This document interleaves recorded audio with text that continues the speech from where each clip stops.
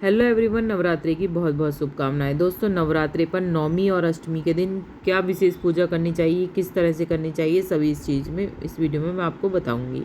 दोस्तों, सबसे पहले जो अष्टमी या जब हम नवमी का दिन पूजा करते हैं, कन्या पूजन करते हैं, तो उस दिन हलवा चने का प्रसाद जो होता है, हलवा चना और पूरियाँ, इन चीज़ों का भोग माता रानी को लगाया जाता है। वो कैसे लगाया जाता है अच्छे से जान लीजिए। छोटा सा हवन करना चाहे छोटा सा हवन कर सकते हैं, या फिर आप जो मैं जैसे मैं दिखाऊंगी यहाँ पर इस तरह से भी कर सकते हैं। जैसे यहाँ पर आपने देखा आहूत जो वो है अग्यारी जलानी है। अग्यारी के बाद जो भी आपने बनाया है खाना, हलवा पूरी चने तो ज़रूर लेने हैं। इसके अलावा आप सब्जी भी ले सकते हैं। उस खाने को लेकर आपको सबसे पहले टुकड़ा तोड़ के माता रानी को भोग अर्पित करना है।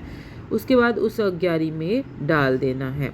इसके अलावा उस दिन दोस्तों आपको एक पान का जो पीड़ा है उसे भी अर्पित करना चाहिए।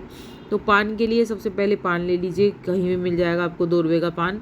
उसके अंदर 2 बतासे रखने हैं और 2-2 लौंग के जोड़े रखने हैं, 4 कम से कम 4 लौंग यानी कि। उसके अलावा जो कपूर रखना जाता है और सुपारी। इस तरह से आप पान के पत्ते के ऊपर रखकर और एक सिक्का रख दीजिए पैसे मतलब, और भगवान को अर्पित करिए। फिर दोस्तों, जब पूजा हमारी संपन्न हो जाती है उसके बाद ही कन्या पूजन करा जाता है। जो आपने नारियल लिया है वो आप तोड़ के छोटी छोटी फाँक काट लीजिए। सभी जो कन्या आएंगी, माता दुर्गा का रूप यानी कि नारियल देना बेहद शुभ माना जाता है कन्याओं को। तो कन्याओं को ये चीज़ ज़रूर देना नारियल, क्योंकि जो माता का जो भोग लगता है वो नारियल का लगता है, नारियल का, चने का, हलवे का। तो ये भोग में ज़रूर देना चाहिए। ये जो मेन भोग होता है नारियल और चना। तो इस चीज़ का आपको ध्यान रखना है कि उस दिन छोटे छोटे नारियल काट दीजिए और छोटे छोटे नारियल सभी कन्याओं को आपको देने हैं। इसके अलावा आप जो वो दे सकते हैं, गुल्लक दे सकते हैं, वो भी बेहद शुभ मानी जाती है। जो आपने अग्यारी करी है उसमें आप हलवे चने का भोग लगाएंगे। उसी अग्यारी में ही जो आपने पान का बीड़ा माता को अर्पित करा है, उसी अग्यारी में आप माता के पास ये बीड़ा डालकर माता को अर्पित कर सकते हैं। भोग चढ़ाकर माता को, माता के पास तक पहुंचती है अग्यारियाँ जो होती हैं, हमारे देवी देवताओं तक पहुंचती है। तो इस तरह से भी आप अग्यारी दे सकती हैं माता को।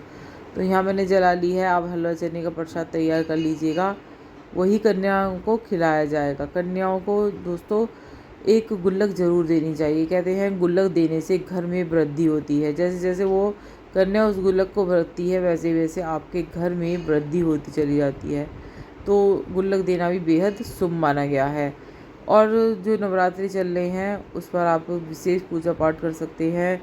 जैसे सब दुर्गा सप्तशती का पाठ कर सकते हैं, महाशिव पुराण कर सकते हैं, या फिर आप डेक में लगा कर भी ज़रूर सुनिएगा। कभी कभी क्या होता है कि हमें टाइम नहीं रहता है, लेकिन उसे आप मोबाइल में लगा के छोड़ दीजिए। दुर्गा सप्तशती हुई, दुर्गा चालीसा हुई, तो बहुत आपको इस चीज़ का भी फ़र्क लगेगा। आपको अपना शरीर भी एक्टिव लगेगा कि मैंने आज क्या नाम ले लिया। और ये जो है अष्टमी नवमी, अष्टमी जो पड़ रही है 2025 में वो 5 को पड़ रही है, और जो नवमी पड़ रही है वो 6 तारीख को नवमी पड़ रही है। और इसकी फुल वीडियो मैंने अपने चैनल पे डाला है, ज़रूर देखिएगा। अच्छी लगे तो लाइक सब्सक्राइब ज़रूर करिए। हर हर महादेव।